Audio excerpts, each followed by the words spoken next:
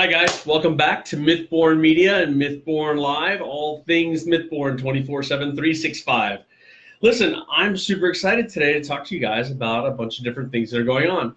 But as usual, let's start with some housekeeping. I'm going to be at the BlurredCon event, which is the Hyatt Regency in Crystal City, Virginia. And that will be July 27th through the 29th. I hope you guys can join us there. We'll be giving away books, giving away t-shirts.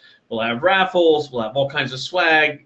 I'm sure I'll be signing books. I'm sure that you'll be able to get an advanced copy of Mythborn 3 if you show up, because according to all of our fingers crossed charts, we should have printed copies done and ready for sale for BlurredCon. So I'm really excited to share that with you. I hope you guys can make it, and I look forward to seeing you there. So what are we going to talk about today? Well, one of the things that I was really shocked by, and when I say shocked, what I mean is I didn't intend for Mythborn to get this, but it was interesting that it did, in that we amazingly, in a good way, I'm not surprised in the sense that we passed it, but we passed the Bechdel test. Now, the Bechdel, I'm not sure exactly how to say it, it's Bechdel or Bechdel. It's basically a pretty simple test. It's sometimes called the movie measure or the Bechdel rule.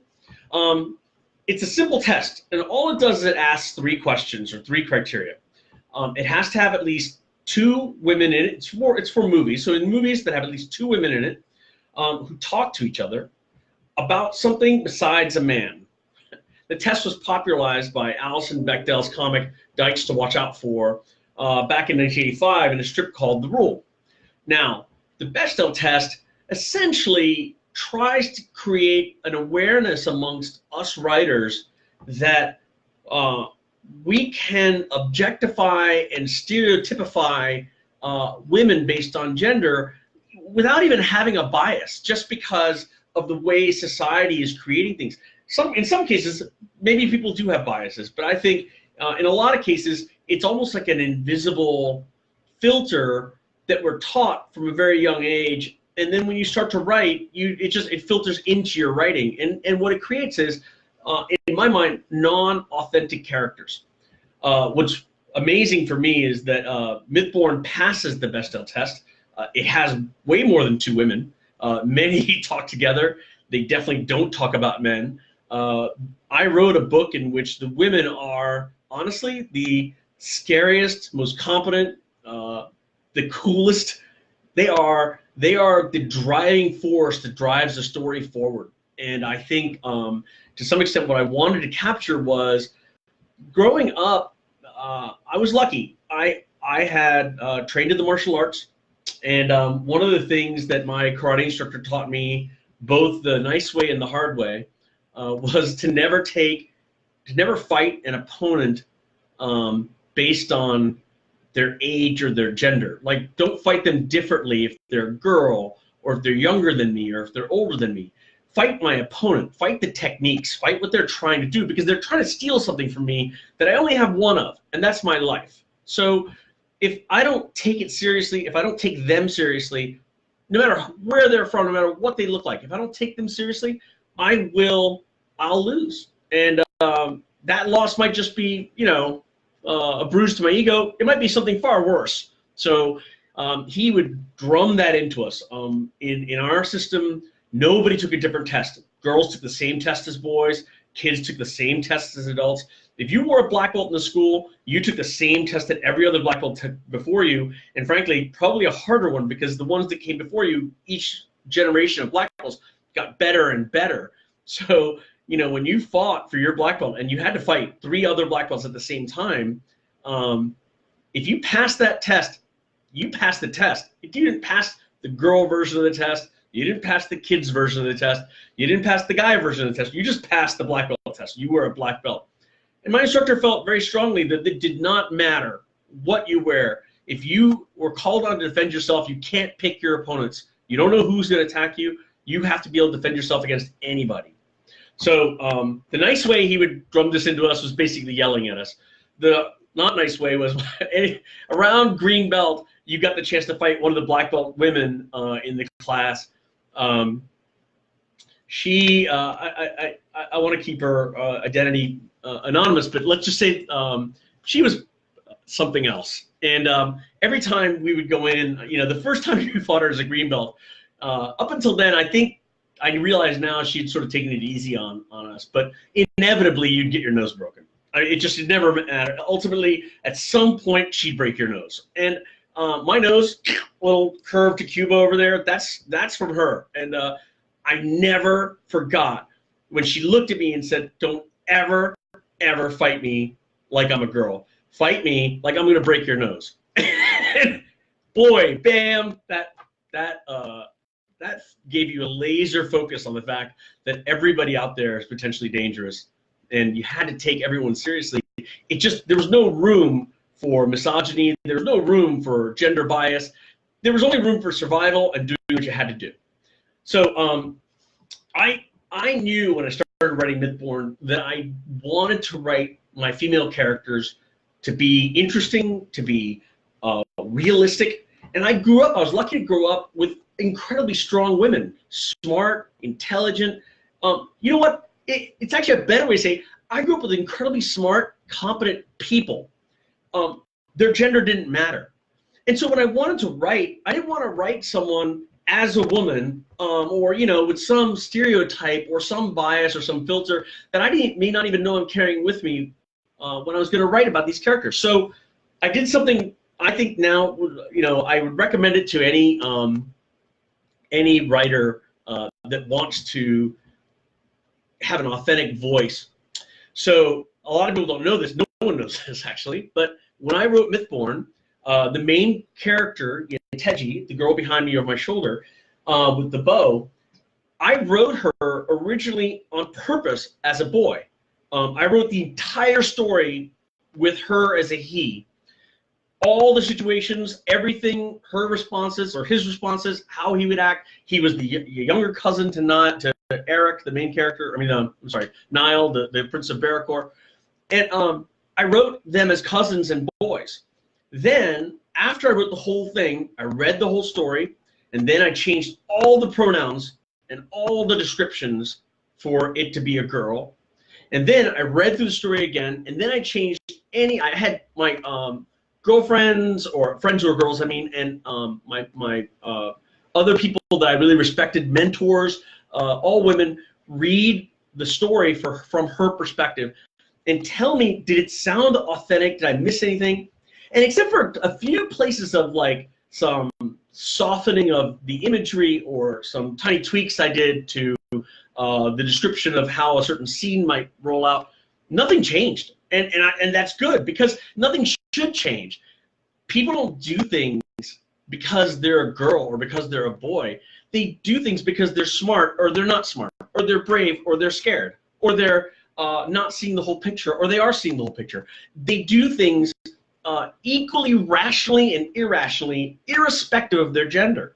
And so I wanted to write that. I wanted to write that story of what I grew up with, which was incredibly competent, incredibly amazing women in my life who taught me that you don't make decisions because you're a girl. You're not, or because you're a boy. There's no handicap associated with that. There's no wrongness associated with that. They were competent and they were amazing because they were competent and amazing. And that's what I wrote. And I'm psyched because the story really came out great. And yet Teji is people's favorite character. She's awesome. She makes the smart, you know, she does everything that a smart, competent girl would do. A smart, competent person in that situation would do. And I love that about her. You know, I just do. She's amazing. So, so the other thing I did was the main, quote, bad guy, and I hate to call her a bad guy, is Lady Lilith. She's the celestial goddess of the world of Arcadia. And Lilith is a interesting character.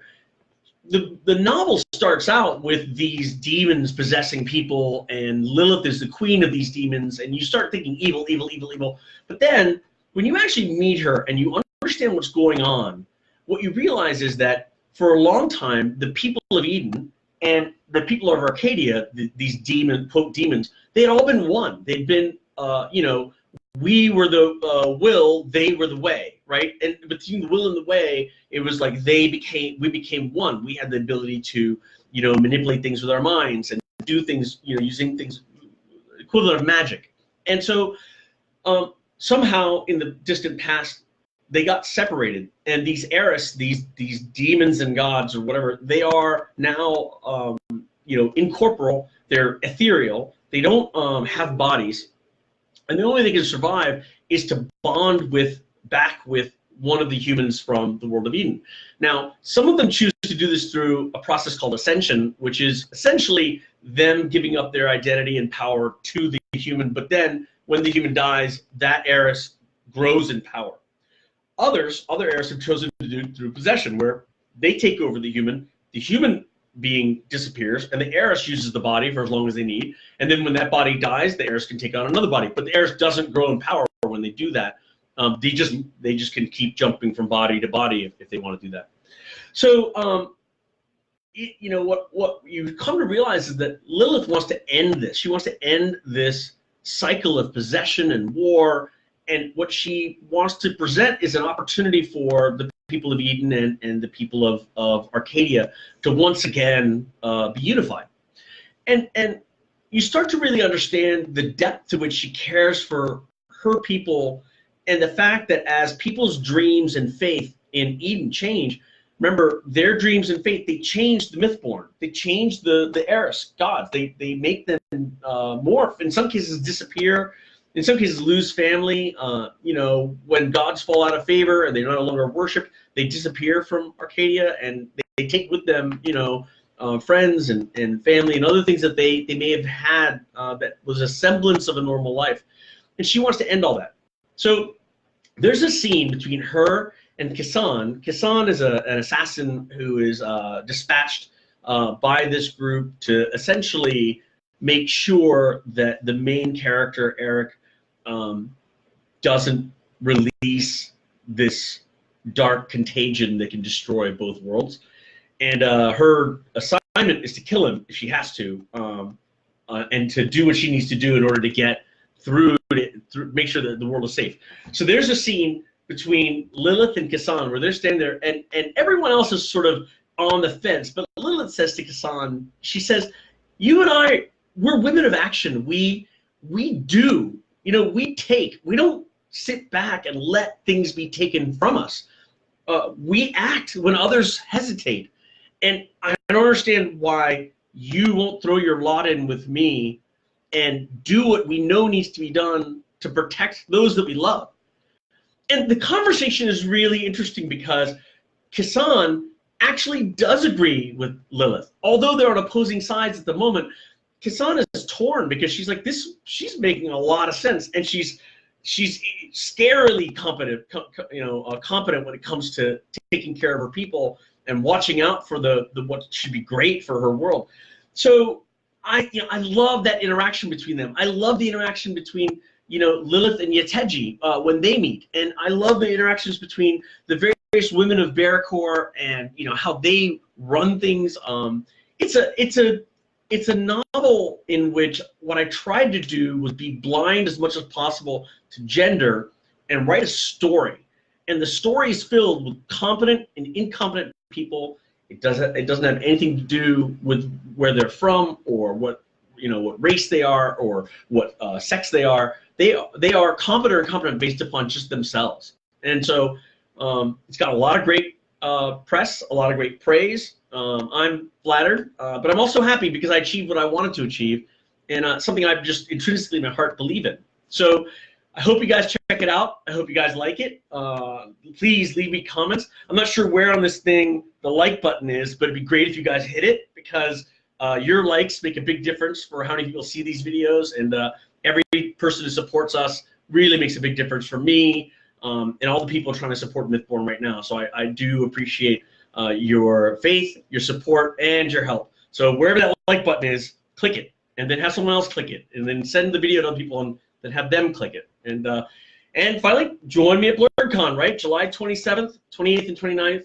It's at the Hyatt Crystal City in Virginia, next to National Airport. We'll be giving away a ton of stuff. I'm super excited. And next week, let's see. I think we're going to start talking about creatures and start talking about the bestiary of Mythborn. So I'm pretty excited to share some of the crazy creatures that are in the world and what they do. Give me some comments. Let me know what you think. If you have topics you want me to talk about, list them in below, and we'll work them in. Thanks a lot, guys. I'm going to hit end video. You know how this works. 3, 2, 1, and we're out, I think. And